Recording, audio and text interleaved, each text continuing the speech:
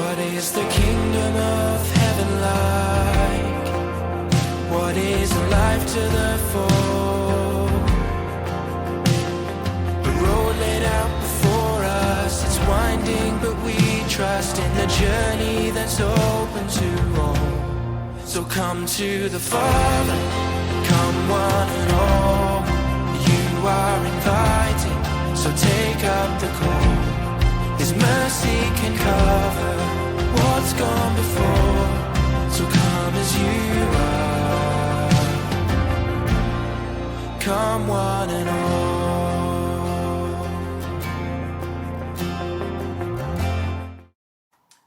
Welcome. I guess I should start by introducing myself. I'm Father Tony. I'm currently parish priest in Southwick and West Blatchington on the south coast. I spent quite a lot of my time teaching, especially teaching scripture, mainly at seminaries but in other places as well. And I've been asked to explore a little more deeply what it means to say God loves us, especially what it means to say God loves us in terms of how God is portrayed in the Old Testament. Now we know the New Testament, we hear about, obviously Jesus is that revelation of God's love for each and every one of us. And the cross is that ultimate sign of love. But in the Old Testament too, we hear about God's love for us. For instance, when Moses is up the mountain, God chooses to reveal himself to Moses, and he describes himself, God describes himself in this story in these terms. The Lord, a God merciful and gracious, slow to anger, and abounding in steadfast love and faithfulness, keeping steadfast love for the 1000th generation. I'll come on to that word, that phrase actually here, which is actually only one word in Hebrew, steadfast love, in a minute. The word love is a many-faceted word, as we know, and we're a bit impoverished in English that we have only basically the one word, although we have other words, I suppose, that like affection or faithfulness or something like that, which can connect with the idea of love. In the Hebrew Bible, the Old Testament is written in Hebrew, or mostly, there are bits of it that are in Greek and Aramaic. In the Hebrew, the word for love, which is ahab, is not seen in this passage, and that means love as affection, and it describes, for instance, the love of Isaac for Rebecca, or it can even describe the love of something for some particular thing. It's an attraction, as it were, and it's usually used in terms of human love for each other, especially human love in the way we perhaps understand it, in the ordinary sense of attraction, affection, etc. But occasionally it's also used of God. But a much more common term of God, which we've seen twice in this passage, which they've translated here in the New Revised Standard Version as steadfast love, is the word chesed. That is a much more common word than ahab as describing God's love. Indeed, it's a more common word in general. It can describe also human love, and we'll explore what precisely that means in a minute. But 3/4 of the time it's used of God, and that's 3/4 of about 250 times, so quite a lot. The word chesed is translated here as loving kindness. I'm not sure that entirely gets to the basis of it. It's not love as affection, it's love as relationship and action. So one who acts with chesed towards another acts with their best interests, their good in mind. And sometimes we describe it described in a relational sense. So in the story of the taking of Jericho, the Rahab, who has shown what she calls chesed, steadfast love, to the spies who came in to inspect Jericho, asked for them to return that chesed, that faithful love, by making sure that when they do take Jericho, that she and her family are looked after, are spared. And indeed that does happen. So it's that sense of acting for the good of others. So when God acts with chesed towards his people, he always acts for their benefit. And it's always in terms of his relationship with his people as well.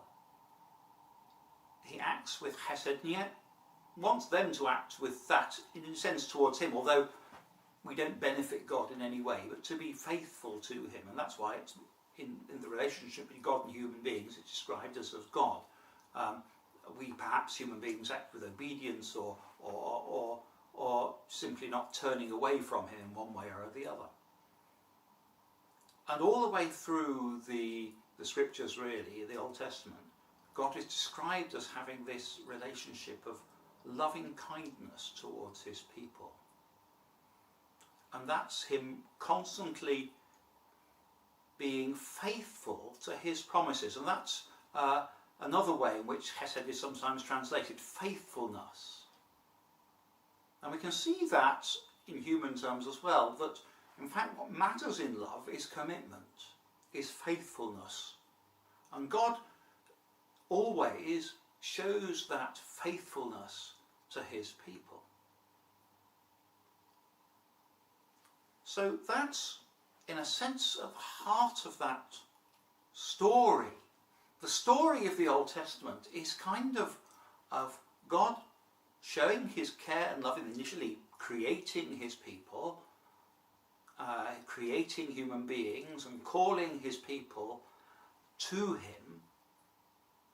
It's also, of course, the stories of human beings turning away from God. And that takes me to another aspect which you might, when you say, people say the Old Testament, well, isn't God not just a God of love, but the God of wrath and anger and punishment and all those sorts of things? And certainly those things and those ideas are present in the Old Testament. But let's explore that a little more deeply. It's interesting, that passage I just read goes on to say that God forgives iniquity and transgression and sin. Then it goes on to say, yet by no means clearing the guilty, but visiting the iniquity of the parents upon the children and the children's children to the third and fourth generation. That does strike us as almost contradictory to what we said before. But how do we understand the God of faithfulness and love alongside the God of wrath and punishment that we see? We have to carefully understand the way in which these are being presented and the understanding of people at the time who wrote these things down.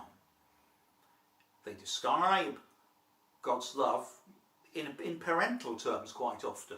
There's a beautiful passage in Hosea where God talks about when Israel was a child, I loved him. And that beautiful image of God's love for his people, yet also talks about God's anger when the child goes astray.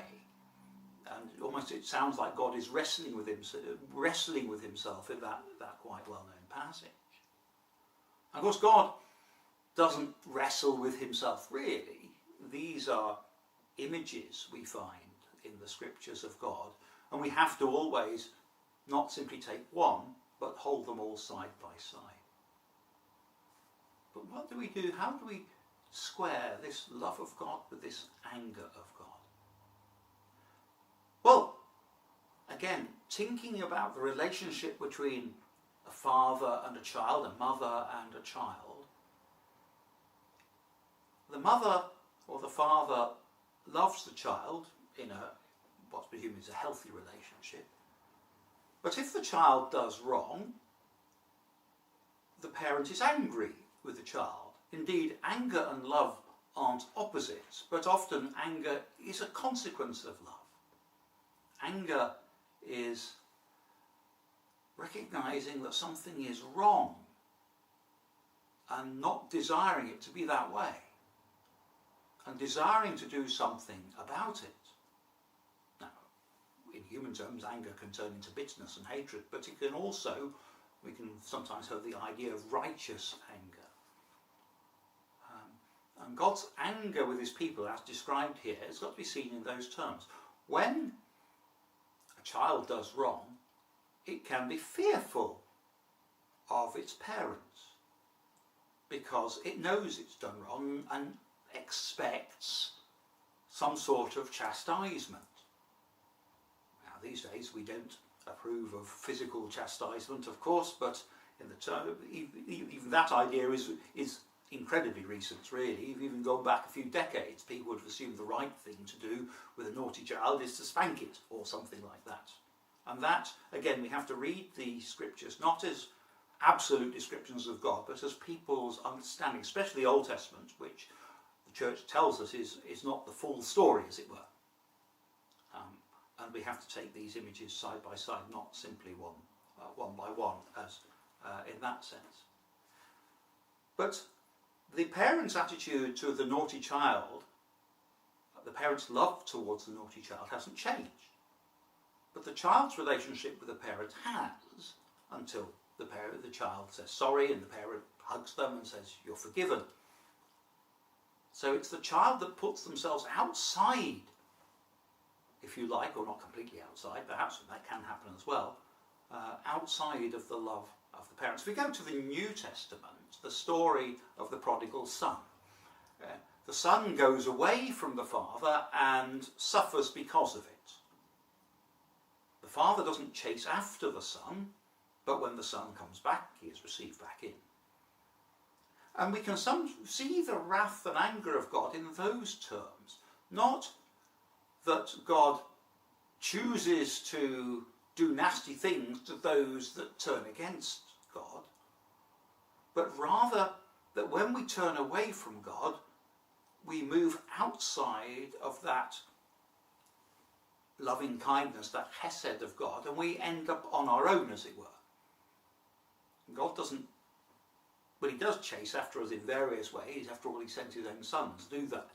But he doesn't chase after us in the sense of forcing us back again. It's when we turn again and respond to the loving kindness of God that we find ourselves back within the ambit of that love.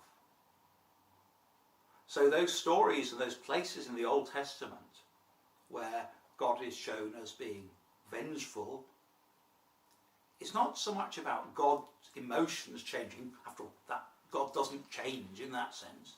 It's about human beings moving in and out of that relationship, if you like, turning their back on it, discovering that doesn't work, and then turning back, or most often turning back eventually, which takes us to another important concept in this whole story of the relationship between God and his people. And that's another important word, is the word covenant.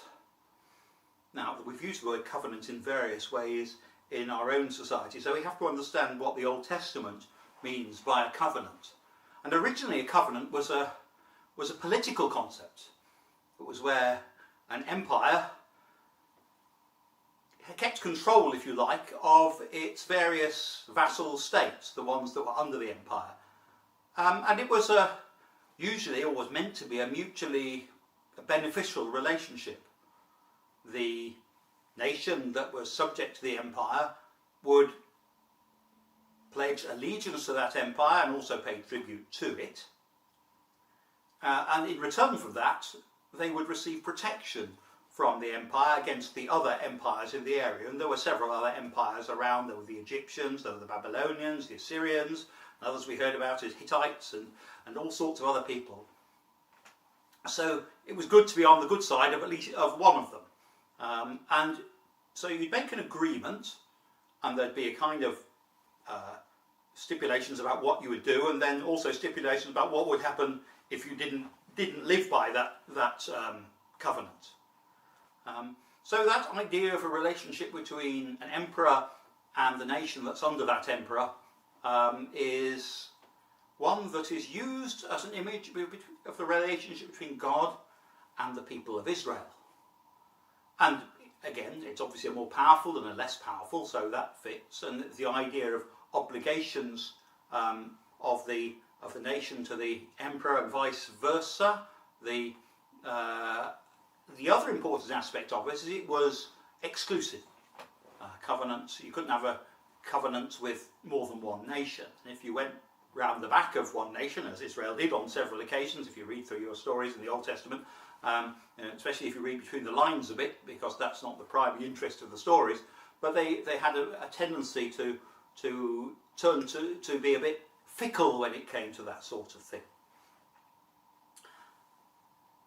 When we talk about a covenant with God, then they're also a bit fickle about that as well, because they go after other gods, as it's said sometimes, or even without going after other gods, they place their trust, rather than God, they place their trust in the power of other empires to help them against perhaps other more local nations and cities and states and kings and that sort of thing.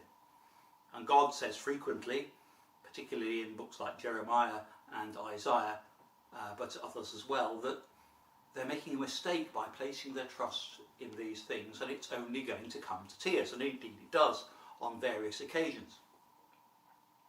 However, when we take this over to the image of God's relationship with his people, which is also described in various places in the Old Testament in terms of a covenant, then we see some differences as well as similarities. The first thing is, in several places, the covenant is one-sided.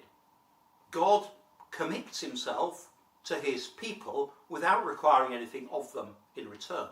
So when God makes the covenant with Noah, with the rainbow, there's nothing said that the people have to do in return of that. It's unilateral.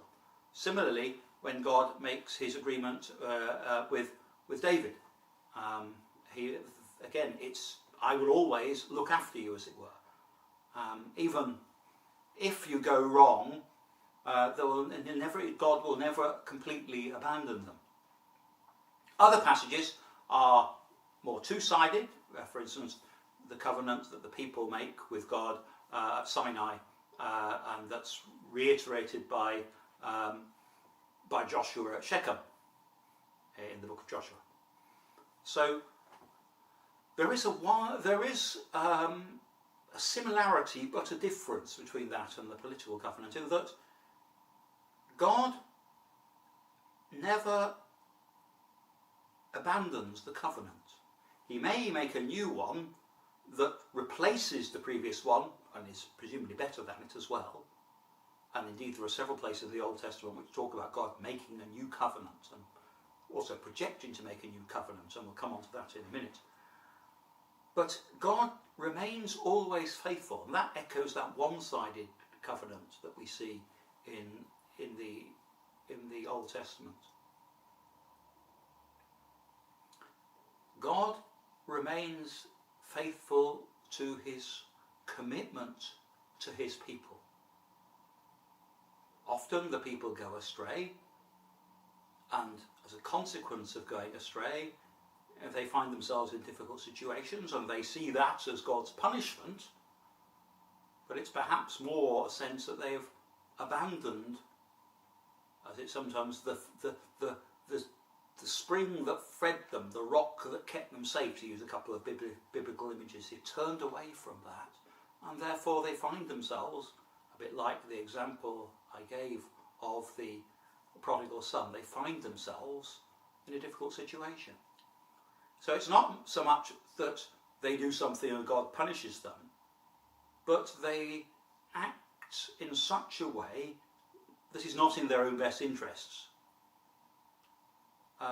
One way of looking at this kind of relationship between sin and punishment is to think of it not so much in terms of, if you do that, I'll do this. So if you misbehave, I'll hit you, as if you stick your hand in that fire, you will get burnt. So it's a warning of the consequences of evil actions. Of course, the covenant constantly being broken leads people to look to a new covenant. And we see that as well, that the Lord will eventually, he says, make a new covenant with the people. And the law will not be something they obey as a set of rules, but something written on their hearts. In other words, they'll do it from their hearts rather than from merely a set of rules. Of course, they should have been doing that anyway to some extent, but it's that sense in which it's not merely exterior, it's interior as well. And again, that goes back to that theme of relationship. So the Old Testament tells of this rather difficult relationship that God has with his people. Not because God is difficult, but because the people are difficult.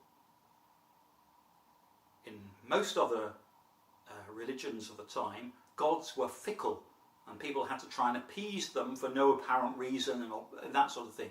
The whole presentation of the Old Testament is that God is faithful. It's the people that are unfaithful. And as I say, sometimes they suffer the consequences. But when they turn back to him, he embraces them and he receives them back. And they return to that relationship where they are God's people and he is their loving Father, treating them with chesed and continuing to keep his covenant. One last point. We've talked about God's love for his people. What about everybody else? Certainly, sometimes in the Old Testament, God is presented as being particularly unpleasant to the people around Israel, to Israel's enemies. And again, we have to remember that the Old Testament is written from the point of view of the Israelites, of the Jewish people. And therefore, it's not really that bothered about the others and what happens to them. So when we read stories like the great story of the people being released from slavery in Egypt and coming over and entering the promised land and deposing, as it were, the peoples that are already there, we don't at first worry about the fate of those peoples, because that's not what the story is trying to tell us. It's trying to tell us about God protecting his own people. Of course, we have to ask the question, is that really fair? And when we read those stories, we need to remember that they're not the whole story. And that, in fact, also sometimes the stories have grown in the telling. The people writing down these stories weren't primarily interested in telling an accurate picture of the past, but rather in telling them about the story of the people, the mixture of their turning away and turning back to God and God's constant love for them through that. And the other bits are just part of the story. But there are bits in the Old Testament that remind us that it's not just purely an issue of nationality or ethnicity. I mentioned at the beginning the story of Rahab. Now, Rahab was a Canaanite.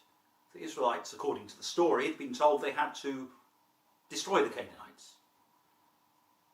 But Rahab acts with hesed, with loving kindness towards Israel. And therefore, because she recognises who God is, and the story does show that she knows precisely who God is, she is accepted and indeed received among them. Later on in the story, another one who is a pure and unblemished in terms of his Israelite heritage, because he steals some of the stuff that was supposed to be destroyed under the ban, is condemned, even though he's as pure an Israelite as you can be. So it's not about God loving some people and hating others. Indeed, there's one passage where God says, effectively points out that he's not just God for the Israelites, but he's God for everybody else, even if they don't know it. Yes, of course, Israel felt special, and Israel indeed was special. but only special in the way that a parent's love for any child is particular, and that child will feel special in its parents' eyes. The other doesn't make any other children less special. But Israel is chosen for a particular mission. And ultimately that mission, if you look at the later texts of the Old Testament, indeed how it develops into the New Testament, is not about just one nation, but by the whole of the human race being embraced in that loving kindness of God and being received and finding in him the truth, the beauty and the love that are the fulfilment of human life. I hope you found those thoughts stimulating. I'm sure there'll be plenty more questions, and there are, of course, a load more questions about this, but I hope that's given you a kind of key or some keys to help unlock this idea of the love of God present in the Old Testament.